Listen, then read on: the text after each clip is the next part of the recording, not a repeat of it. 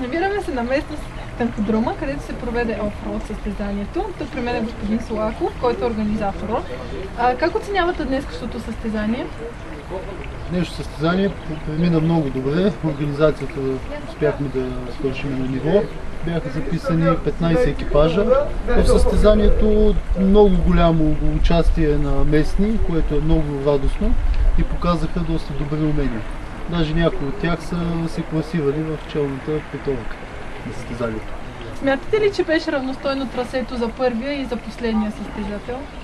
Трасето беше много интересно, то се променяше по време на състезанието. В някои участъци първия беше с привилегии, но за сметка на това в други не. Първа на борба, за съжаление сме втори, да.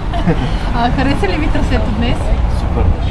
Личи си как колегите трупат опит и вече идват на обикалят из страната по други интересни състезания, крадат идеи и нещата започват да се случват. Как оценявате представянето си? Малко трудно е човек да се самооцени. Смятам, че...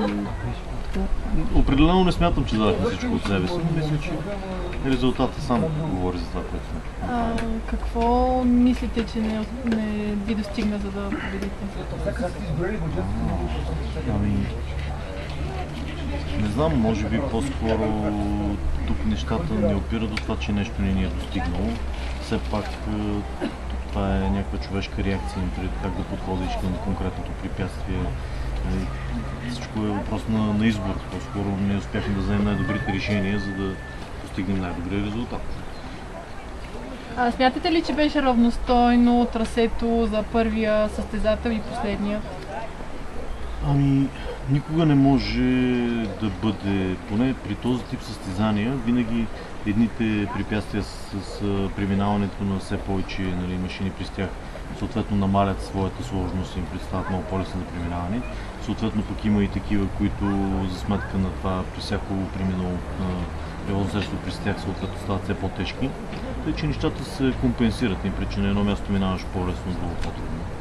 И така, не е толкова. Значи, по-скоро състезателите, които стартират по-късно, те вече могат да видят сложността на самите препятствия, могат на базата на преминаващите да си изградат стратегия, докато колкото по-рано стартираш, толкова по-трудно е да предскажеш самото поведение или самото препятствие, по-загадъчно.